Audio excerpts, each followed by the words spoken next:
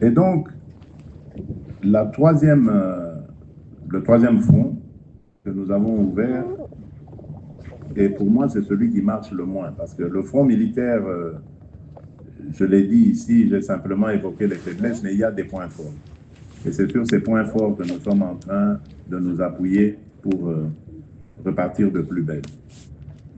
Mais le troisième front, c'est celui qui me déçoit, je dois vous l'avouer. Lorsque j'ai bâti cette union sacrée, je me rappelle, je vous ai dit, ne soyons pas distraits. Ne soyons pas distraits parce que ceux qui voudront mettre à genoux ce pays, ils vont passer par nous, la classe politique. Et ils vont compter sur notre distraction pour dépiécer le Congo et pouvoir mieux le dominer. Et je crois que nous sommes en train de leur servir le plat qu'ils voulaient justement pour en arriver là. Par notre quasi-silence. Quasi. Parce qu'il y a des braves. Je ne vais pas tous les citer, mais le VPM Jean-Pierre Bemba,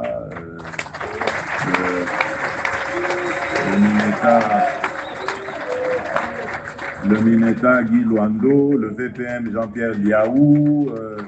C'est pour ça que j'ai peur de ne pas tous les citer parce que je peux en oublier.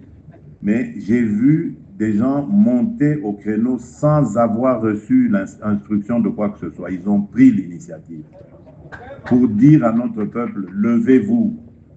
Dire à nos jeunes, enrôlez-vous dans l'armée. Parce que c'est le moment de défendre notre patrie. Mais je n'en ai pas vu beaucoup, je suis désolé.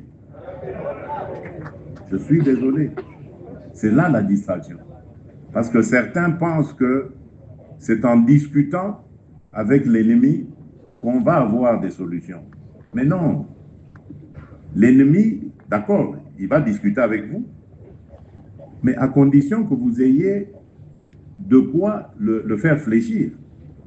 À quoi ça sert d'aller discuter avec quelqu'un qui sait que ce que je veux vous dire aujourd'hui, je peux le renier demain parce que demain je serai à tel endroit dans votre pays. On prône le dialogue. Mais oui, moi je veux aussi le dialogue. Moi je ne suis pas un homme de guerre, jamais. Je ne suis pas venu à la tête de mon pays pour l'amener dans une guerre et faire tuer mes compatriotes. Je suis le premier à vouloir la paix. Et j'étais le premier à l'offrir à nos voisins. Mes premiers déplacements de chef d'État en 2019 étaient destinés à nos voisins ici, de la région, pour leur dire, écoutez, moi, je veux qu'on tire un trait sur le passé, qu'on regarde l'avenir avec beaucoup d'espoir, avec beaucoup d'enthousiasme. Travaillons sur des projets communs, de construction d'infrastructures, de joint venture dans des activités que nous aurons décidées pour faire le bonheur de nos populations. J'avais offert ça. Donc si aujourd'hui, je commence à parler guerre, c'est parce que j'ai compris à qui nous avons affaire.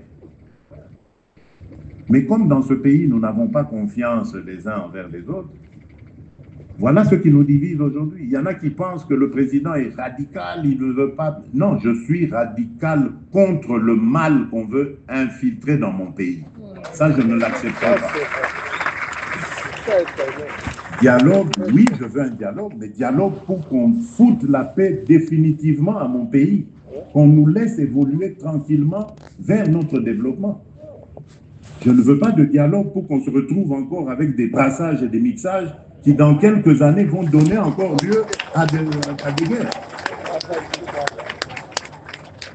Donc, moi, je veux bien qu'on discute. Mais avant de discuter, nous devons montrer nos dents, montrer nos forces. Et comme ça, nous allons discuter d'égal à égal. Pas de dominant à dominant. Vous n'obtiendrez rien en discutant de dominant en dominant. Plutôt mourir que d'aller autour d'une table en perdant, en étant perdant dans le statut, en ayant le statut de perdant. Parce que là, on va vous manger, mais vraiment sans problème.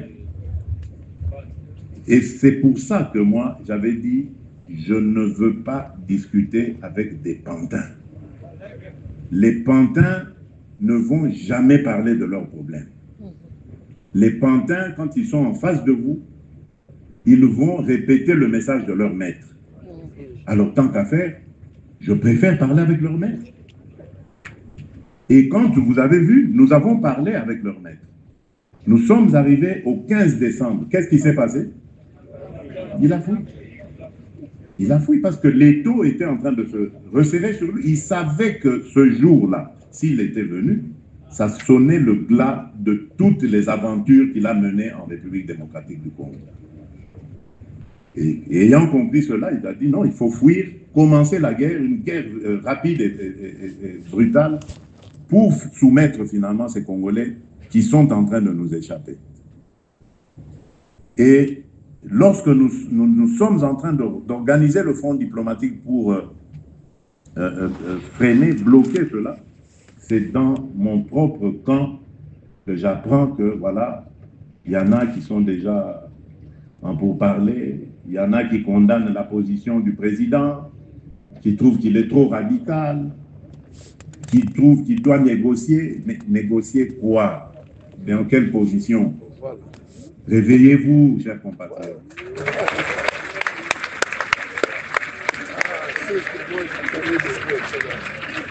Ça est bon.